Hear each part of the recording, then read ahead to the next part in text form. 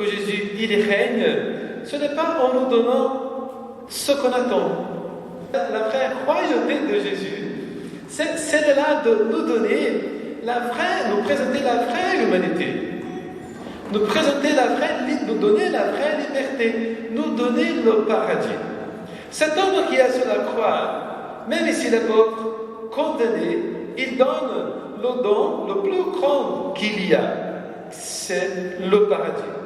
Et il nous démontre la vraie humanité. Comme je vous ai dit, le paradis, c'est être avec Jésus. Tout se transforme dans un paradis, parce qu'il est avec moi.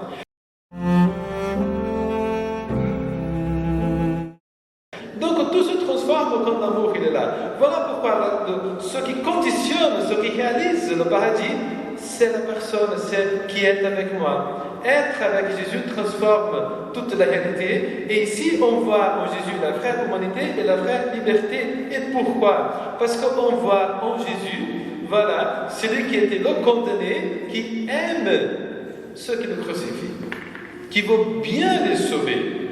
Et c'est là toute la différence.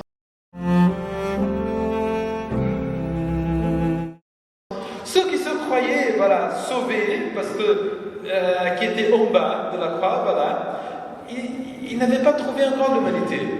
Ceux qui se croyaient sauvés, ils étaient vraiment des monstres, parce que crucifiaient l'innocent. Ils ne se rendaient pas compte. Le malfaiteur qui a vu quelque chose de différent en Jésus, il a mérité d'entrer dans le paradis. Mais qu'est-ce qu'il a fait pour y arriver, pour gagner ce don-là? Avant tout, il s'est reconnu pécheur en disant « Je mérite d'être là ». Il se reconnaît tout simplement.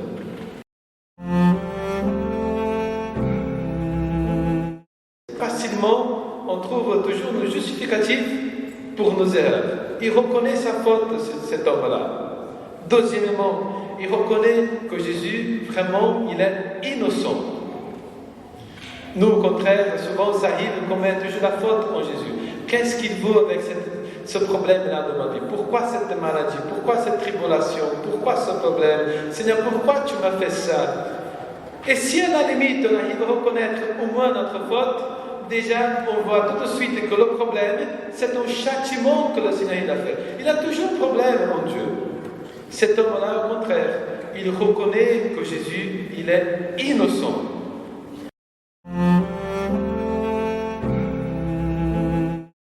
Et il reconnaît en Jésus aussi un pouvoir.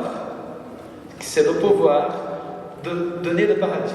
C'est le pouvoir d'aimer. Donc, qu'est-ce qu'on voit en Jésus? On suit Jésus, pas parce qu'il va réaliser toutes mes attentes.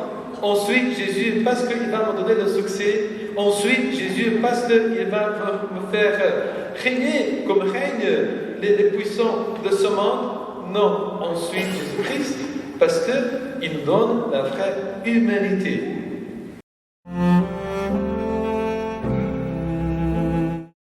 Celle d'aimer même ceux qui nous font du mal.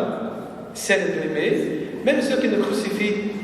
Il nous donne le présent de la vraie humanité et la vraie liberté. Parce que dans ce moment-là, vraiment, on est libre.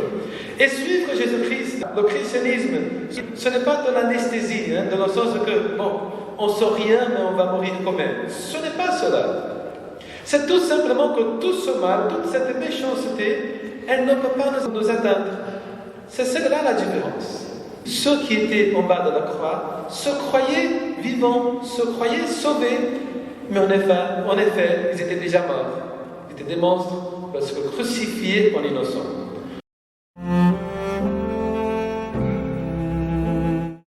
Au contraire, les disciples de Jésus, c'est lui qui reconnaît sa faute, qui reconnaît l'innocence de Jésus, qui reconnaît en Jésus le pouvoir d'aimer, celui-là est vraiment sauvé. Le mal ne peut pas l'atteindre, parce qu'il reconnaît en Christ, il participe de la royauté de Jésus.